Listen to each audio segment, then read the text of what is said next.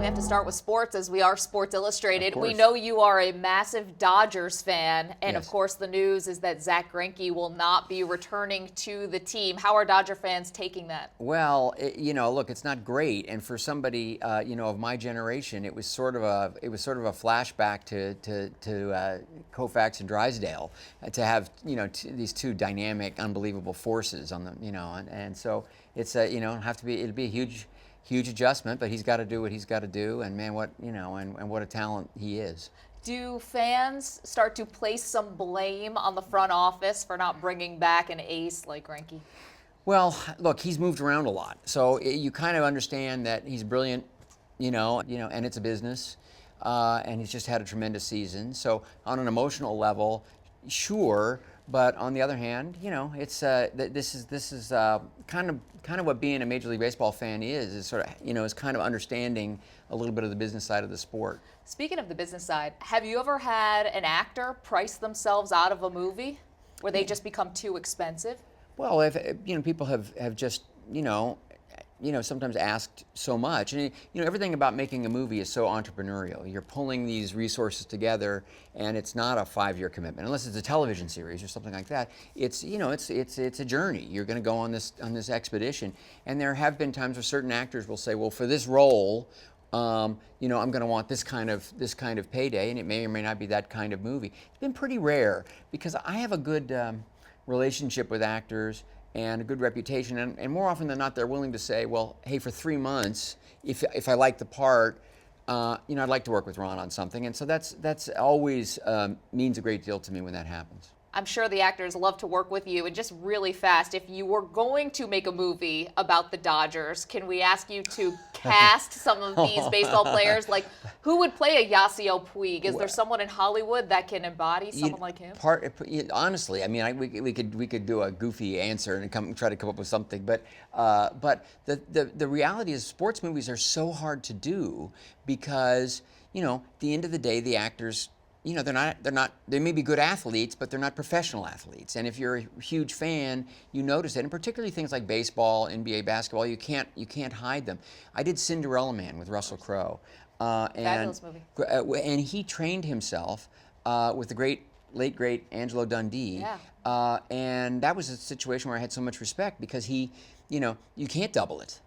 But baseball's hard, which is why a movie like Bull Durham is so fantastic, or Billy Crystal's 61 is that as a baseball fan you look at it and say, well, they really got it right, but that's painstaking. So I got no idea who could play Puig, but maybe Puig. Maybe Puig himself. Maybe just cast him. Do you see any similarities between superstar athletes and leading men? People who you cast in your movies to take that leading role? There have been a number of times, and I've talked to a lot of head coaches and managers over the years about this kind of thing. Sort of the leadership and where the parallels are. I think one of the big differences is that most great athletes, even the very greatest, even the elite, have grown up in a culture of being coached. And so while they might push back and they may be, uncoachable, fundamentally they understand. And if you can make that connection, they want that. Well, the best actors have that too. And it's a sort of an understanding that they don't want to be an island. But they're also sort of programmed to go their own way, because most people in my business are mavericks by nature. Your latest movie, In the Heart of the Sea, and this is a period piece in so many ways, and you've tackled that genre before, yet this is very unique because it's set on water. Yeah. Something you actually physically go to water and also in a big tank. Can you tell us some of the challenges that come with this? This has a couple of big components that can be pretty distracting. Yes, the logistics of the ocean and fire and the mechanics of the ship, because when we weren't out on the real ocean, we were in a tank, and that was because we were doing stunts, and the actors needed to do them, and and that's always a little bit dangerous and tricky, and they have to stay in character at the same time, and we have to get the story told. In this case, it's actually about the event that inspired Melville to write Moby Dick. In other words, this is the origin story for Moby Dick. It's not the Moby Dick story, but that whale was real. And we're using the real version of that animal that turned on that ship. This story, that's kind of where the connection begins and ends, because this story is really the human interest story about the men. Chris Hemsworth, who plays the first mate, incredibly believable as someone lost at sea. You're seeing him just waste away. How are you able to coach an actor like that who's really just on that razor's edge in terms of their probably mental health and health? Well, you know, I kept thinking that I was going to have to do a lot of coaching or a lot of disciplining. And outside of the very beginning where we set some parameters, and I actually spoke to my friend Tom Hanks, who'd done this twice on his own, lost a lot of weight for Castaway and Philadelphia, about, you know, the process. And, you know, I made it clear to everybody that this is what a contemporary audience was going to expect. They expect ambitious movies. This movie, I was building it around authenticity.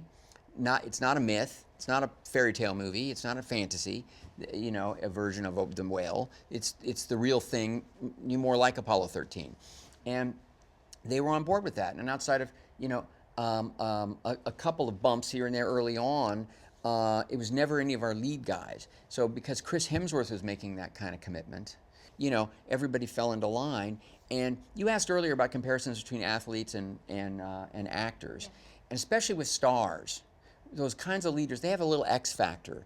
It's not just what they can do on screen. It's also what they bring to the movie, including leadership.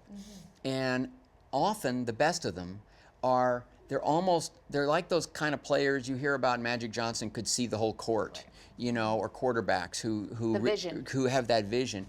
And there are a number of actors who see the whole movie while they're working on it, and they can be incredibly helpful as collaborators on a movie. Yeah.